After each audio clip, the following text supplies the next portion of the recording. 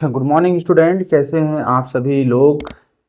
स्वागत है आप सबका मेरे यूट्यूब चैनल पे, है ना। सब मज़े से हैं, सभी लोग लाइव आ चुके हैं। Very good. चलिए, आप 10th क्लास में पहुंच चुके हैं, है ना। अपने को आज जो है चैप्टर नंबर 1 की अपन शुरुआत करने जा रहे हैं, ठीक है। 9th क्लास, तो आई होप आपने बहुत अच्छी तरीके से पढ़ा होगा, समझा होगा मैथ्स को। तो जो भी मैं पढ़ाऊंगा ये मान के पढ़ाऊंगा कि आपने 9th क्लास की मैथ को अच्छी तरीके से पढ़ा है। थोड़ी बहुत जो भी चीज़ें मुझे बेसिक कवर करनी होगी मैं करूँगा, है ना। लेकिन मैं अब ये मान के चलूँगा कि आपने 9th क्लास का जो भी कॉन्सेप्ट है नंबर्स का, या जो भी आपका जो भी सिलेबस था, क्योंकि जो 10th क्लास का सिलेबस है वो 9th क्लास से लगभग लगभग मैच करता है। तो इसलिए 9th की मैथ्स कहीं ज़्यादा इंपॉर्टेंट हो जाती है कंपेयर टू 10th की मैथ। 10th की मैथ्स बहुत ईजी है कंपेयर टू, अगर अपन 9th की मैथ्स की बात करें। अगर किसी ने 9th की मैथ पढ़ी होगी तो उसे ये मैथ बहुत ईजी लगेगी, ठीक है ना। तो चलिए शुरू करते हैं। अपने को आज जो है चैप्टर ओवरव्यू के बारे में बात करेंगे। पहला चैप्टर आपका रियल नंबर्स है ना। रियल नंबर्स आपने 9th क्लास में ही पहला चैप्टर था नंबर सिस्टम। वहाँ पे अपन ने रियल नंबर्स की बहुत बातें की, रेशनल नंबर, इरेशनल नंबर की भयंकर बातें कर रखी है, ठीक है ना। आज अपने को रियल नंबर्स के बारे में बात करना है। यहाँ भी सेम डिस्कशन ही होगा, बहुत ही छोटा चैप्टर है, बहुत ही छोटी छोटी एक्सरसाइजेज हैं, ठीक है ना। एनसीईआरटी ने ऑलरेडी आपको 9th क्लास में काफ़ी कुछ पढ़ा रखा है, तो इसमें ज़्यादा कुछ बताने का है नहीं। लेकिन फिर भी एलसीएम एचसीएफ जैसे कॉन्सेप्ट हैं, है ना, कुछ थ्योरम्स है वो आपको बतानी पड़ती है इस चैप्टर में। तो रियल नंबर्स बेसिकली क्या होते हैं, ठीक है ना, वो अपन पढ़ेंगे। पहले अपन ये जान लेते हैं कि भाई चैप्टर ओवरव्यू के बारे में, इस चैप्टर अपने को पढ़ना क्या क्या है। यदि अपने को ये पता चल जाए कि चैप्टर में पढ़ना क्या क्या है, ठीक है ना कहीं उस चैप्टर का आधी जो है कहानी है वो खत्म हो जाती है। तो सबसे पहले अपने को क्या पढ़ना है बच्चों, इंट्रोडक्शन पढ़ना है। इंट्रोडक्शन में अपन नंबर्स के बारे में पढ़ेंगे कि भाई नेचुरल नंबर्स क्या होते हैं, ठीक है ना, होल नंबर्स क्या होते हैं जो अपन बचपन से पढ़ते आ रहे हैं, ठीक है ना, इंटीजर्स क्या होते हैं, ठीक है ना, ये सब अपन पढ़ेंगे। उसके पहले अपन ये बात करेंगे कि नंबर्स आए कहाँ से, ठीक है ना, इनकी पूरी हिस्ट्री कहाँ से कहाँ तक है ना। नंबर्स के बारे में पढ़ेंगे, फिर natural number, whole number, integers, है ना, फिर रैशनल नंबर के बारे में पढ़ेंगे अपन, ठीक है ना। फिर उसके बाद अपन इंट्रोडक्शन में ऑड नंबर के बारे में थोड़ा बहुत जानेंगे, इवन के बारे में जानेंगे, ठीक है ना, प्राइम नंबर्स क्या होते हैं, है ना, उनके बारे में अपन पढ़ेंगे। फिर कंपोजिट नंबर क्या होते हैं उनके बारे में पढ़ेंगे अपन, ठीक है। तो इंट्रोडक्शन में अपने को ये सब चीज़, बेसिकली नंबर्स के बारे में अपने को पढ़ना है कि क्या क्या होते हैं, ठीक है ना। क्योंकि अगर आपको नंबर्स की जानकारी होगी तभी आप चीज़ों को कर पाएंगे। क्योंकि यदि मैं अगली क्लास में अगर मैं बोलूँ कि भाई ये प्राइम नंबर है, ये कंपोजिट नंबर है, तो आपको ये चीज़ें पता होगी तभी तो आप बता पाओगे ना, ऑड नंबर, इवन नंबर, ठीक है ना। और एक आपको को प्राइम नंबर के बारे में भी पढ़ना है, ठीक है ना। ये सब चीज़ें अपन डिस्कस करेंगे इंट्रोडक्शन वाले पार्ट में। फिर कुछ थ्योरम्स है ना, कुछ फंडामेंटल थ्योरम्स है, उसके बारे में अपन बात करेंगे, ठीक है ना। फिर उसके बाद अपन एक्सरसाइज 1.1 में प्रवेश करेंगे। फिर एलसीएम एचसीएफ का जो कॉन्सेप्ट है, ठीक है ना, उसके बारे में अपन बात करेंगे कि एलसीएम क्या होता है, ठीक है ना, लोवेस्ट कॉमन मल्टीपल और लोवेस्ट कॉमन मल्टीपल के बारे में बात करेंगे अपन। एलसीएम कैसे निकालते हैं, ठीक है ना, प्राइम फैक्टराइजेशन मेथड से कैसे निकालते हैं, ठीक है ना, प्राइम फैक्टराइजेशन मेथड से कैसे निकालते हैं। एचसीएफ की बात करेंगे, ठीक है ना, इसे भी प्राइम फैक्टराइजेशन मेथड से कैसे निकालते हैं। फिर एलसीएम और एचसीएफ निकालने का एक प्राइम फैक्टराइजेशन मेथड के अलावा भी कई सारे मेथड्स हैं, वो भी अपन बात करेंगे। इससे कुछ शॉर्टकट्स भी हैं जहाँ पे आप सिर्फ नंबर्स को देख के पहचान पाएंगे कि इसका एलसीएम और एचसीएफ क्या है, ठीक है ना। रिविजिटिंग इरेशनल नंबर के बारे में बात करेंगे। रिविजिटिंग इरेशनल नंबर की अपन ने रिविजिटिंग क्यों लिखा हुआ है, क्योंकि 9th क्लास में अपन ने इरेशनल नंबर काफ़ी कुछ पढ़ रखा है, ठीक है ना। तो यहाँ पे अपने को रिविजिट करना है, उसी इरेशनल नंबर को अपने को प्रूफ करना होगा कि भाई √2 इरेशनल नंबर है, अपन ने 9th क्लास में पढ़ रखा है। लेकिन यहाँ पर वो क्यों है ना, उसको अपने को प्रूफ करना है कि √2 इरेशनल नंबर है क्यों भाई, √3 इरेशनल नंबर है क्यों, ये सब अपने को क्या करना है यहाँ पे प्रूफ करना है। फिर एक्सरसाइज की बात करेंगे 1.2। फिर समरी और रिवीजन की क्लास रहेगी अपनी, है ना। जो भी अपन ने पढ़ा है उसको पूरा समाप्त करेंगे, उसका पूरा रिवीजन करेंगे और उसकी समरी अपन पढ़ेंगे। फिर देन कुछ इंपॉर्टेंट क्वेश्चन है, कुछ मल्टीपल टाइप्स क्वेश्चन है, उसकी बात करेंगे। अच्छा, मोस्ट इंपॉर्टेंट क्वेश्चन की जो सीरीज रहेगी, ठीक है ना, ये आप जो है एग्जाम पॉइंट ऑफ व्यू से आपकी बहुत इंपॉर्टेंट होगी। क्योंकि कई बार बच्चे प्रश्न पूछते हैं कि इसमें इंपॉर्टेंट क्या है। देखिए, आपको पहली बात तो ये है कि आपको क्लास को पास करने के लिए नहीं पढ़ना है, आपको पूरा एक सिलेबस पढ़ना है, ठीक है ना। उसके बाद आप उसमें सिलेबस आप पूरा पढ़िए, ठीक है ना। क्योंकि क्या होगा, जब आप कंपटीशन की तैयारी करने जाएंगे एसएससी वगैरह की, तो एसएससी की तैयारी होती है या जो भी कंपटीशन एग्जाम की तैयारी होती है, तो वहाँ पे आपको कोई भी चीज़ मोस्ट इंपॉर्टेंट नहीं पढ़ाएगा, वहाँ आपको सारी चीज़ें पढ़नी पड़ेंगी। तो यदि आपने यहाँ पे मेहनत कर ली 10th क्लास में, क्योंकि बेसिकली मैथ 10th क्लास की ही होती है, ठीक है ना, 9 10 6 से लेके 10 तक क्लास की मैथ्स अगर आपने अच्छे से पढ़ रखी है तो आपको कंपटीशन में किसी भी प्रकार की समस्या का सामना नहीं करना पड़ेगा। तो मोस्ट इंपॉर्टेंट क्वेश्चन, तो चलिए आपकी एग्जाम परसेंटेज अच्छे करने के लिए मोस्ट इंपॉर्टेंट क्वेश्चन की सीरीज अपन चालू करेंगे। और जब आप ये सब चीज़ पढ़ेंगे तो कोई भी क्वेश्चन आपका जो है आउट ऑफ सिलेबस नहीं जाएगा। एक एक क्वेश्चन जो आपके एग्जाम में आएंगे पेपर में, जो भी क्वेश्चन होंगे यहाँ जो पढ़ाऊंगा मैं उससे बाहर एक क्वेश्चन नहीं जाएगा, इसलिए यहाँ जो आप पढ़ेंगे बहुत अच्छी तरीके से आपको पढ़ना है, ठीक है ना। तो चलिए इंट्रोडक्शन अपन चालू करते हैं, है ना। आप इनको नोट कर लीजिए, अपन को क्या क्या पढ़ना है आप इनको नोट कर लीजिए, फिर अपन आगे बढ़ते हैं।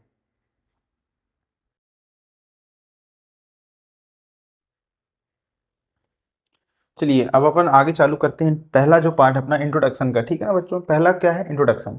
तो इंट्रोडक्शन में रियल नंबर्स के बारे में अपन बात करेंगे, है ना। रियल नंबर्स क्या होते हैं, दो प्रकार के होते हैं, रैशनल और इरेशनल, ठीक है ना। रैशनल आपको पता है, रैशनल किसे बोलेंगे, ऐसा नंबर जिसे अपन पी अपॉन क्यू के फॉर्म में डिनोट कर सकें और q is not equal to zero, मतलब यहाँ पे जो डिनोमिनेटर है ये जीरो नहीं होना चाहिए ना, तो q is not equal to zero, ठीक है ना। ये रैशनल नंबर आपने पढ़ा है 9th क्लास में, 8th क्लास में भयंकर पढ़ रखा है, ठीक है ना। तो आप सिर्फ ये सिर्फ मैं एक बेसिक जानकारी आपको दे रहा हूँ, ठीक है ना। इसके बारे में अपन डिटेल से स्टडी उतना नहीं करेंगे, सिर्फ प्राइम नंबर और को प्राइम नंबर, कंपोजिट नंबर जो आपने नहीं पढ़ा है वो मैं आपको जो है डिटेल से बताऊंगा, ठीक है ना। अब यहाँ बेसिक ओवरव्यू ही दे रहा हूँ। तो रियल नंबर्स बेसिकली क्या होते हैं, जितने नंबर्स हैं अपन ने, जितने नंबर 6 क्लास में, 7th 8th 9th में जितने नंबर्स पढ़ रखे हैं, सब नंबर्स के बारे में अपने को यहाँ पे थोड़ा बहुत जानना भी है और उसके बारे में डिटेल में, कुछ नंबर्स ऐसे हैं जिनके बारे में अपने को डिटेल में पढ़ना है, ठीक है ना। तो रेशनल नंबर आते हैं पी अपॉन क्यू के फॉर्म में, ठीक है ना। अच्छा, दूसरा रैशनल नंबर अपन ने ये भी पढ़ रखा था कि जो क्या होते हैं, परफेक्ट स्क्वायर्स होते हैं, हाँ ना। यहाँ पे अगर परफेक्ट स्क्वायर्स है तो ये भी एक रैशनल नंबर होगा, ठीक है ना। फिर जो रिपीटिंग, अगर उनकी जो डेसिमल एक्सपांसन है अगर रिपीटिंग है, ठीक है ना, और नॉन टर्मिनेटिंग NTR, तो भी वो क्या होगा, रैशनल नंबर होगा। आपने 9th क्लास में जो पहला चैप्टर था उसमें आपने पढ़ा होगा कि भाई रैशनल नंबर सिर्फ पी अपॉन क्यू के फॉर्म में ही नहीं होता, उसके जो डेसिमल एक्सपांसन है रिपीटिंग होनी चाहिए। रिपीटिंग का मतलब 0.3333 ऐसे करके, ठीक है ना। ये रिपीट हो रहे हैं नंबर्स, और नॉन टर्मिनेटिंग है, मतलब ये खत्म भी नहीं हो रहे, इसे भी अपन रैशनल नंबर बोलेंगे, ठीक है ना। फिर परफेक्ट स्क्वायर्स, परफेक्ट स्क्वायर जैसे मैंने बोल दिया √4, ये क्या है, परफेक्ट स्क्वायर्स है, तो इसे भी अपन क्या बोलेंगे, रैशनल नंबर बोलेंगे, ठीक है ना। फिर रैशनल नंबर में अपन ने इंटीजर्स पढ़ा था। इंटीजर्स में अपन ने क्या पढ़ा था कि जितने भी नेगेटिव नंबर्स होते हैं, जैसे कि मैं बात करूं नेगेटिव नंबर -5 -4 -3 -2, ठीक है ना, -1, ठीक है ना, इंक्लूडिंग जीरो, जीरो भी आता था उसमें, 1 2, और पॉजिटिव नेचुरल नंबर्स, ये सब क्या होते थे, इंटीजर्स होते थे, ठीक है ना। मतलब इंटीजर्स का मतलब positive numbers, negative numbers including zero, ठीक है ना, इसे क्या बोलेंगे अपन, इंटीजर्स बोलेंगे। फिर होल नंबर अपन क्या बोलते थे कि भाई जीरो के साथ all counting number including zero, तो काउंटिंग नंबर क्या होते थे, 1 2 3 से अपन क्या बोलते थे, काउंटिंग नंबर्स। भाई यदि मैं आपसे बोलूं कि आपको काउंटिंग चालू करनी है तो आप काउंटिंग कहाँ से चालू करेंगे, जीरो से चालू करते नहीं अपन, 1 से चालू करते हैं। तो कई बार आपके क्वेश्चन में ये भी आ जाता है कि भाई काउंटिंग नंबर्स कौन कौन से होते हैं, तो आप ये बताएंगे 1 2 3 4 5 6 7 ऐसे करते करते इन्फिनिटी तक, ठीक है ना। लेकिन अगर उसमें जीरो शामिल कर लूँ तो ये क्या कहला जाएगा, आपका होल नंबर कहला जाएगा, बहुत बढ़िया। फिर natural number, natural number all counting numbers मैंने बता रखे हैं, 4 5, ठीक है ना, 6, और ऐसे इन्फिनिटी तक, जहां तक आप नंबर जानते हैं उसे अपन नेचुरल नंबर बोलेंगे। तो ये जो वही कैटेगरी आ गई आपकी, है ना, वो किस में आ गई, रैशनल नंबर की कैटेगरी में आ गई।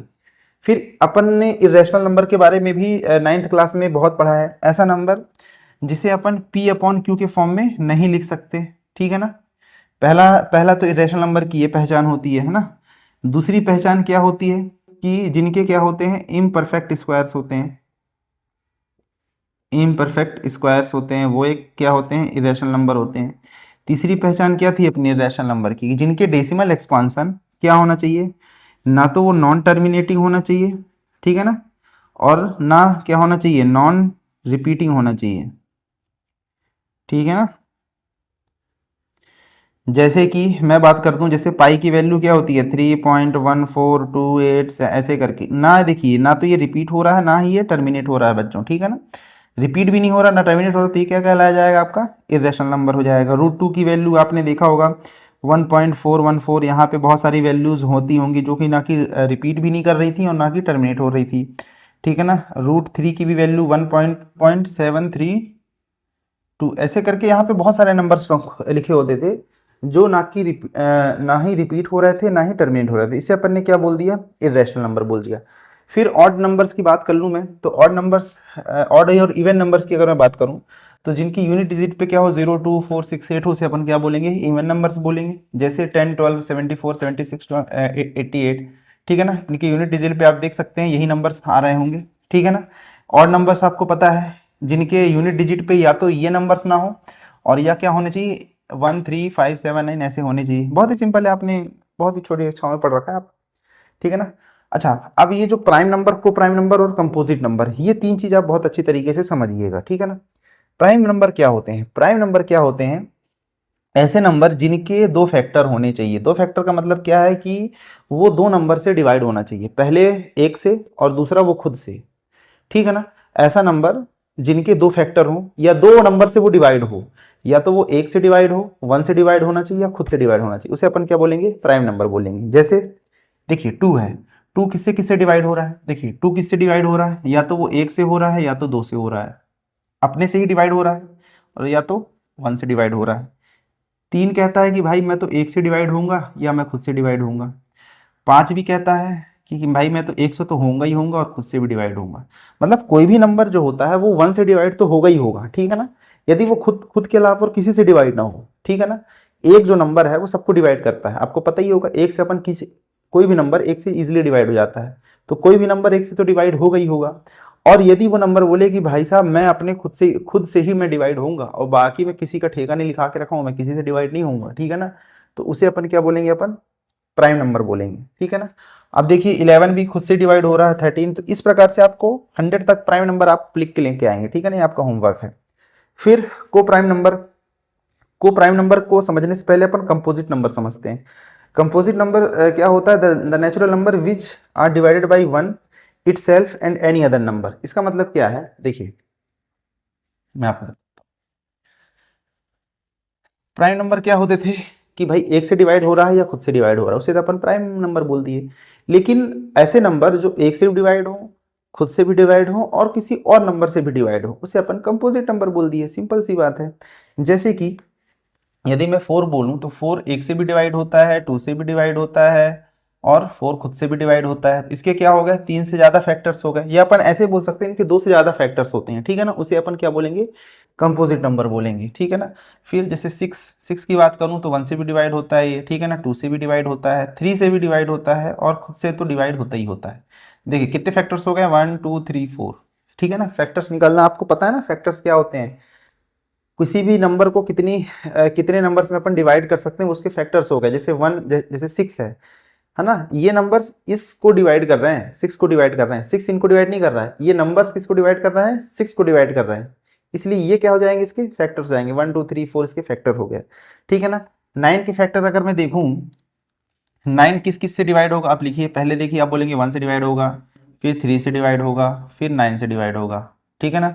और 5 से नहीं होगा, 6 से नहीं होगा, 7 से नहीं होगा, 9 से ही होगा। तो इसका मतलब ये है कि कंपोजिट नंबर कि ऐसा नंबर जो एक से भी डिवाइड हो और खुद से तो हो ही हो, ठीक है ना, ठीक है ना। जैसे यहाँ 4 मैंने लिख दिया था, एक नंबर और आएगा 6, तो खुद से तो होगा ही होगा, एक से डिवाइड होगा और एक के अलावा भी, एक और खुद के अलावा भी और नंबर से डिवाइड होगा। आप समझ गए ना मेरी बात को, दो से ज्यादा तो फैक्टर होने चाहिए, या तो एक या खुद के अलावा किसी और नंबर से डिवाइड, उसे अपन क्या बोलेंगे, कंपोजिट नंबर। बहुत बढ़िया, चलिए अब एक नंबर आता है को प्राइम नंबर। ये बहुत इंपॉर्टेंट कॉन्सेप्ट है, भयंकर इंपॉर्टेंट कॉन्सेप्ट है, इस पे बेस्ड भयंकर क्वेश्चन बनेंगे आपके कंपटीशन में, ठीक है ना। सीधे सीधे लिख देगा को प्राइम नंबर, आपको कुछ भी नहीं बोलेगा, सीधे सीधे लिख देगा, ये नंबर्स आपको दे देगा और लिख देगा भाई को प्राइम नंबर, फिर आप उनसे उनके कॉन्सेप्ट बनाइए, ठीक है ना।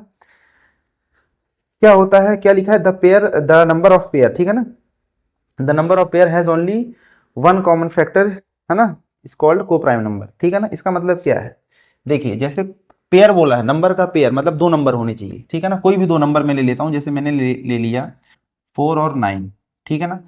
अब इसमें ये बोलता है कि ये जो दो नंबर होने चाहिए ये सिर्फ और सिर्फ एक से डिवाइड होना चाहिए, ठीक है ना, इनके बीच में सिर्फ एक ही कॉमन फैक्टर हो, वो हो 1। इसके अलावा कोई कॉमन फैक्टर नहीं होना चाहिए। कॉमन फैक्टर का मतलब कि ऐसी संख्या होनी चाहिए जो दोनों को डिवाइड कर रही हो, ठीक है ना। अब वो संख्या 1 ही है, 1 तो किसी से 1 जो है किसी को भी डिवाइड कर देगा, ठीक है ना।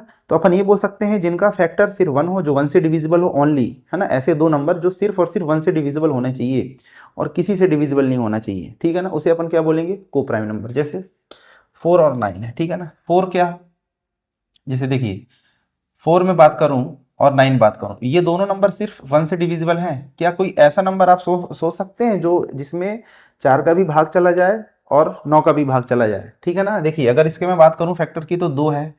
अब 2 जो है 4 को डिवाइड तो कर देगा लेकिन 9 को डिवाइड नहीं कर पाएगा। 3 में बोलूं तो 3 जो है 9 को डिवाइड तो कर देगा लेकिन 4 को डिवाइड नहीं कर पाएगा, ठीक है ना। तो इसे अपन क्या बोलेंगे, को प्राइम नंबर। ऐसे कई सारे पेयर्स हैं, जैसे कि और पेयर आप देख सकते हैं 5 7 है। तो 5 7 में ये तो दोनों प्राइम नंबर ही हो गए, ठीक है ना। तो ये तो हो ही नहीं सकते क्योंकि देखिए ये तो खुद से 5 और 7 है, ठीक है ना। तो को प्राइम नंबर क्या होते हैं, या तो 1 से डिवाइड होना चाहिए या तो खुद से डिवाइड होना चाहिए। तो 5 और 7 तो वैसे भी दोनों में कॉमन है ही नहीं। 5 अगर मैं इसको 5 से डिवाइड करूं तो ये तो डिवाइड हो जाएगा लेकिन ये डिवाइड नहीं होगा। तो इन दोनों में भी 1 ही कॉमन है जो इन दोनों को डिवाइड कर रहा है। 17 और 19 इसमें भी 1 ही है, ठीक है ना। तो देखिए जो दो दो प्राइम नंबर होते हैं, ठीक है ना, या दो प्राइम नंबर, या अपन ये भी लिख सकते हैं कि किसी किन्हीं 2 प्राइम नंबर का अगर पेयर है ना, पेयर द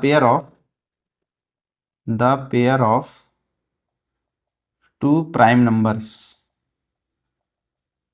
ठीक है ना, इज ऑलवेज को प्राइम।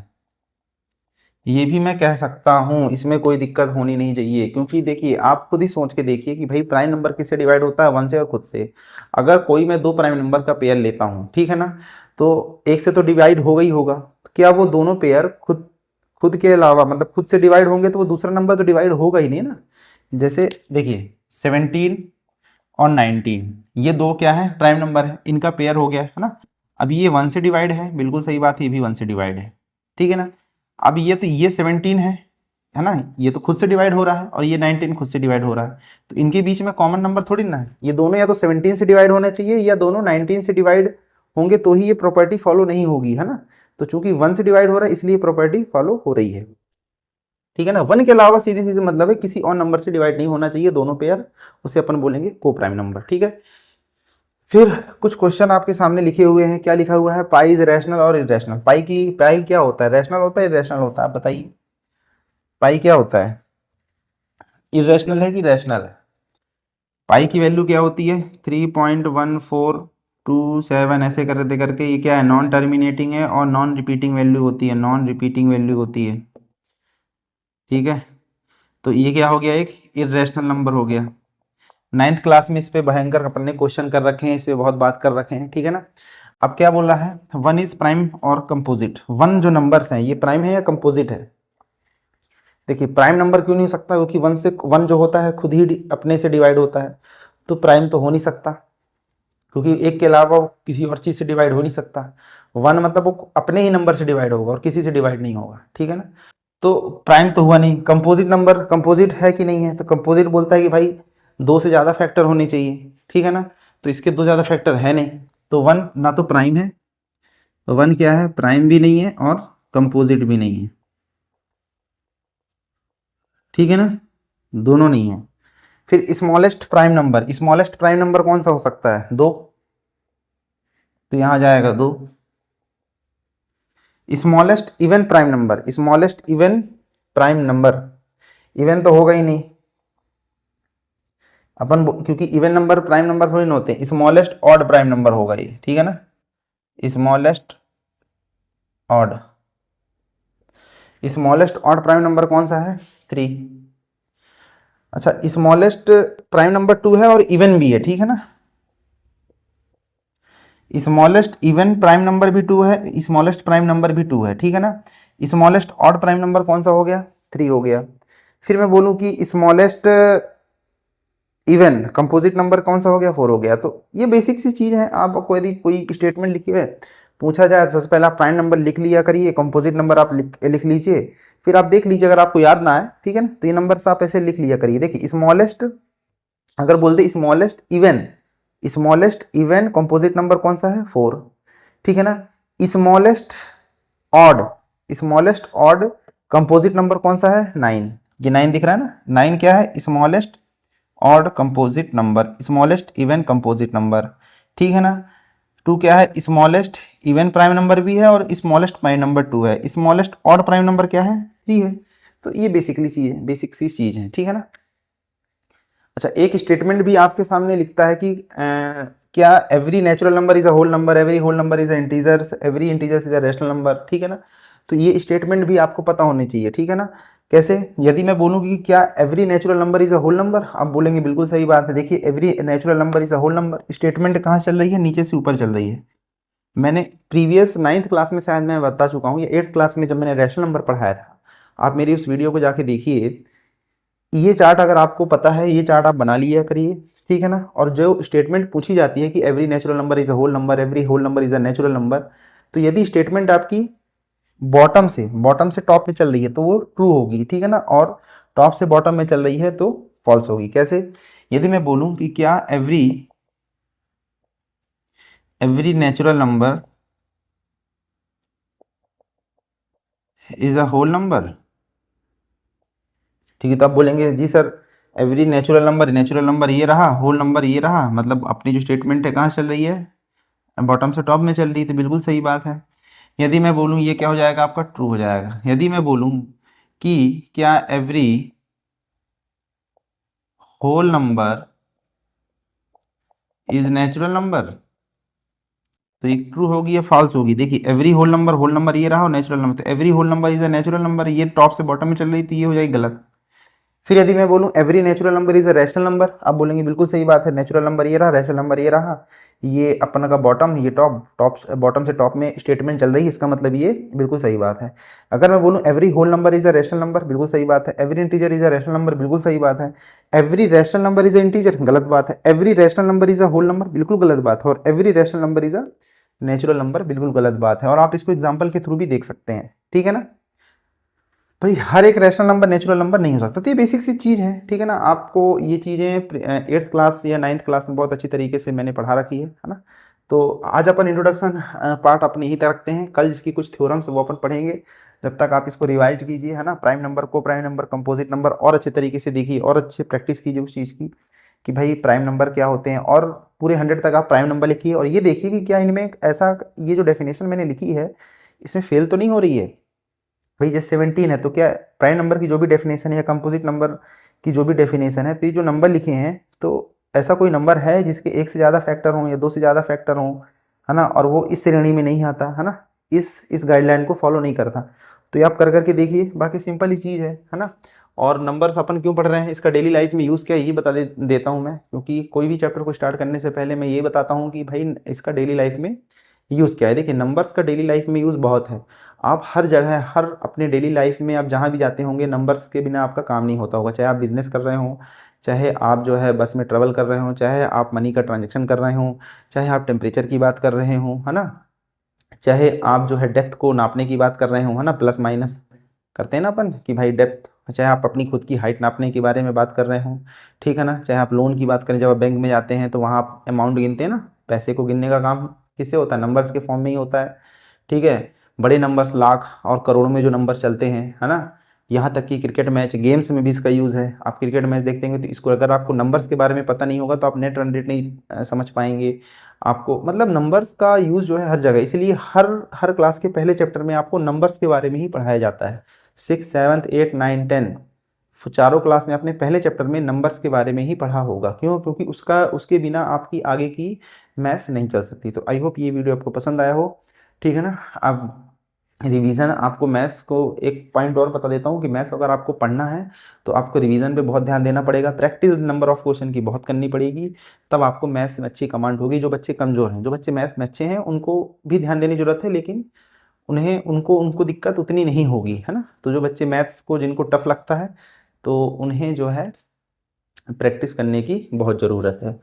तो अब मैथ्स पहली बार टफ है नहीं, मैथ्स बहुत इंटरेस्टिंग सब्जेक्ट है, ठीक है।